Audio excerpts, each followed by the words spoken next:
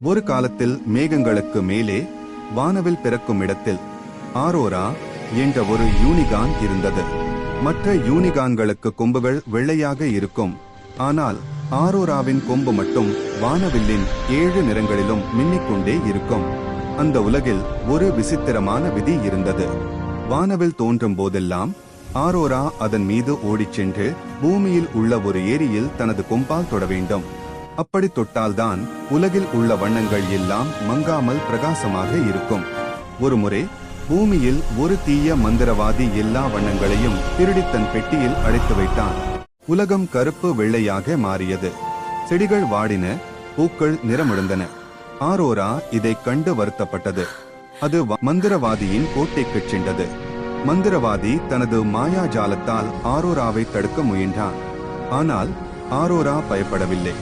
அது தனது வண்ணமயமான கொம்பை உயர்த்தி ஒரு பெரும் ஒளியை உமிழ்ந்தது. அந்த ஒளியின் வேகத்தில் மந்திரவாதியின் பெட்டி உடைந்தது. அதில் இருந்த வண்ணங்கள் எல்லாம் பட்டாம்பூச்சிகளாக பறந்து வெளியே வந்தன. மீண்டும் உலகம் பச்சை பசேலென மாறியது. அன்று முதல் மழை நின்ற பிறகு வானத்தில் வானவில் தோன்றினார். அது ஆரோரா பூமியை பார்த்து சிரிக்கும் அடையாளம் என்று மக்கள் சொல்லத் தொடங்கினார்கள்.